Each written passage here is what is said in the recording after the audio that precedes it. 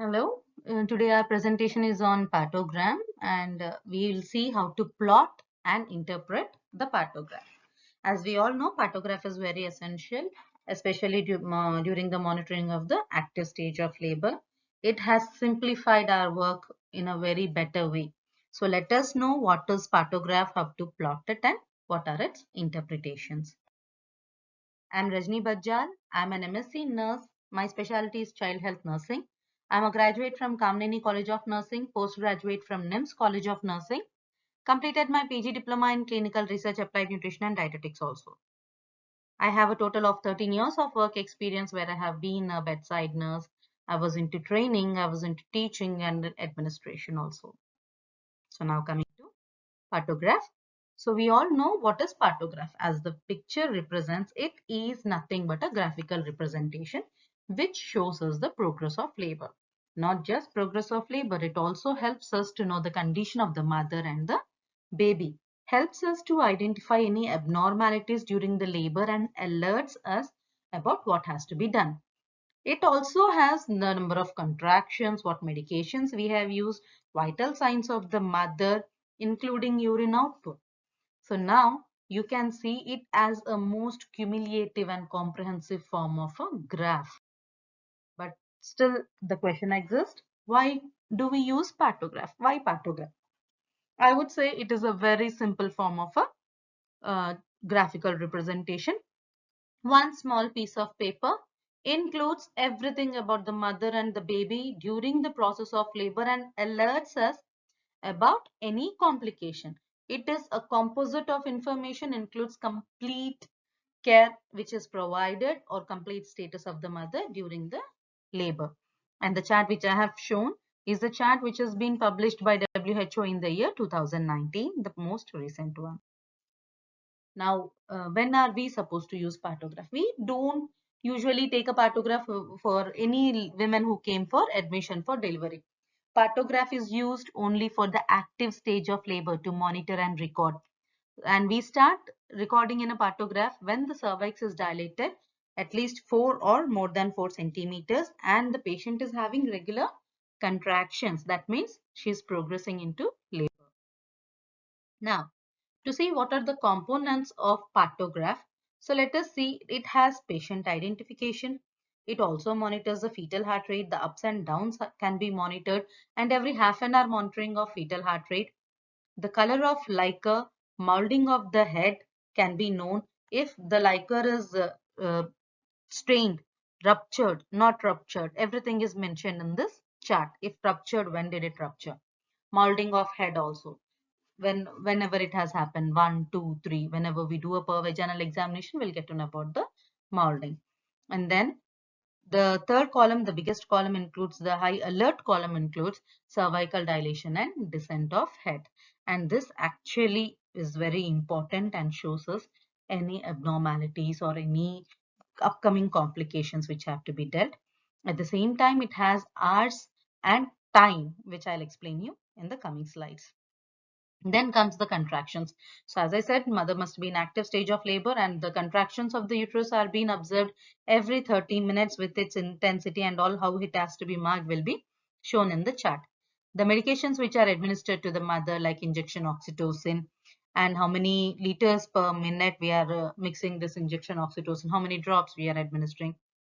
And not just oxytocin, we also administer some other drugs and fluids to the mother, so that is also being included. Then vital signs of the mother like pulse, blood pressure and temperature.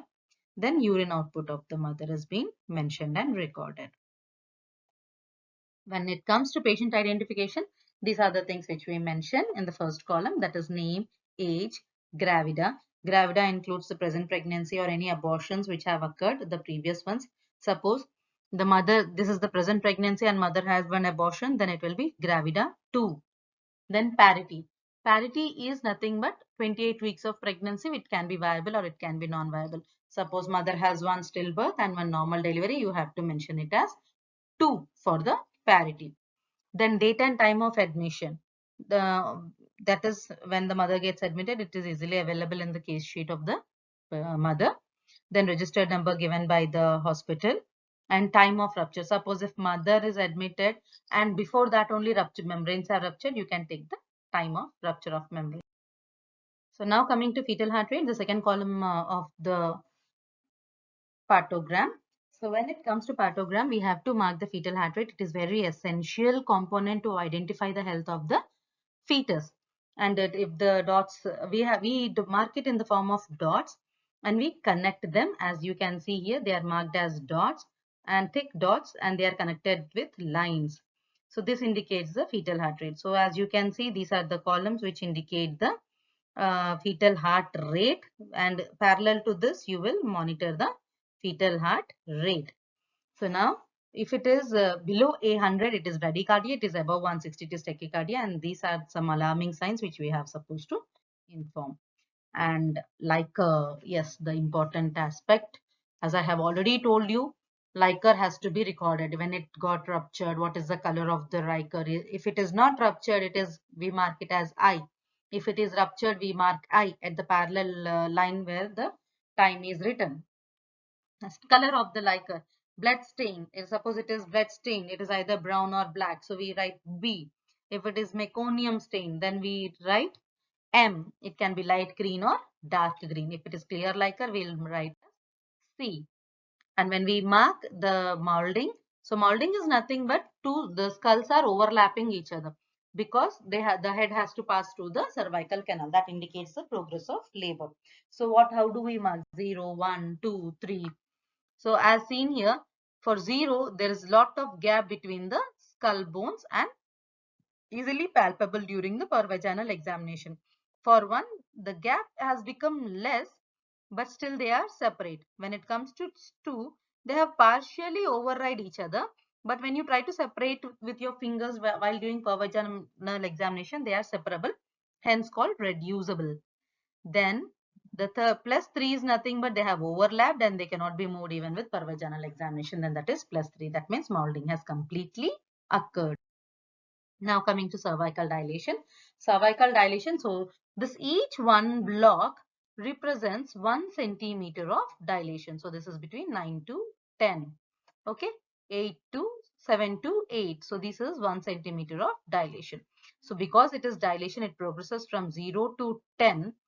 It is always ascending, moving upwards, and as you can see here, it is represented as X. So X indicates for cervical dilation. It is also mentioned here, plot X. And for descent of head, we have to plot 0. And descent of head, it is going down. So that is from, as you can see here, it is in the line of 4. From 4, then it became 3, then 0. The descent of head is marked. And if you are observing, so these two things are marked in the same line considering during the PV examination. So suppose if we are doing PV examination every 2 hourly, 4 hourly, then this can be assessed and it is marked. So remember one thing, latent phase, that means the delivery is progressing slowly. Contractions are there with many mild contractions. Cervical dilation is very slow to progress, and descent of head is also slow. So this is observation. So when it comes to action phase is nothing but the cervical dilation has been 3 or more than 3. Then you should observe the cervical dilation. So that is alert phase.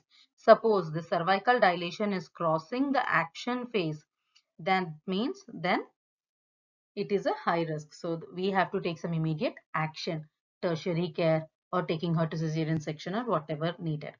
So descent of head is going down and it is marked as 0. When it comes to descent of head, as already told, it is marked as 0. This is descent of head is nothing but the head is divided into 5 palpable parts along with symphysis pubis. So if the head is completely crossed to the symphysis pubis, that means head has descended. If the head is not touching or the pelvic brim or above the pelvic brim, then head is not descended. This also can be identified parabdominally and also pervaginally. When it comes to contractions, as we can see in the image, contractions are being monitored every half an hour. So this one particular block is for half an hour and these 2 blocks are for 1 complete hour. So here it is representing the dots, that is nothing but the severity of contraction. So dots represent nothing but less than 20 seconds. And when it comes to lines, the intensity has been increased to 20 to 40 seconds, and 40, more than 40 or 50 is complete dark shading. Whenever we are assessing the contractions, we have to ensure, put your hand on the abdomen and completely feel the contraction when the abdomen is relaxing and when it started to contract. So complete contraction has to be assessed with time to identify the duration of contraction.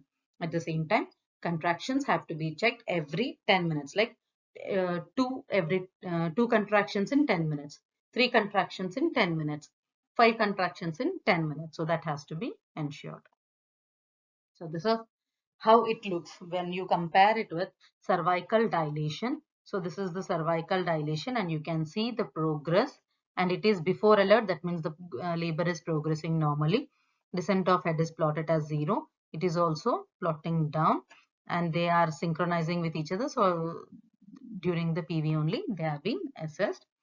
Here the time of hours, so that means at this is the first hour of labor, active phase of labor, second hour of active phase of labor, third hour of active phase of labor. When it comes to time, we mention the time here, like 9 a.m., 10 a.m., 11 a.m., 12 a.m., 1 p.m., 2 p.m., 3 p.m., whenever until she gets delivered. And here we are plotting with the contractions. These are moderate contractions and these are severe amount of contractions which are there. Here, the delivery, it is fully dilated at around 1 p.m.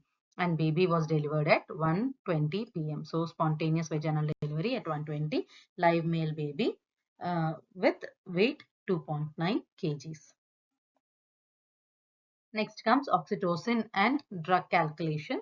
So, when it comes to oxytocin administered, like here we mention how many units. Suppose 5 units per liter. Here it is mentioned.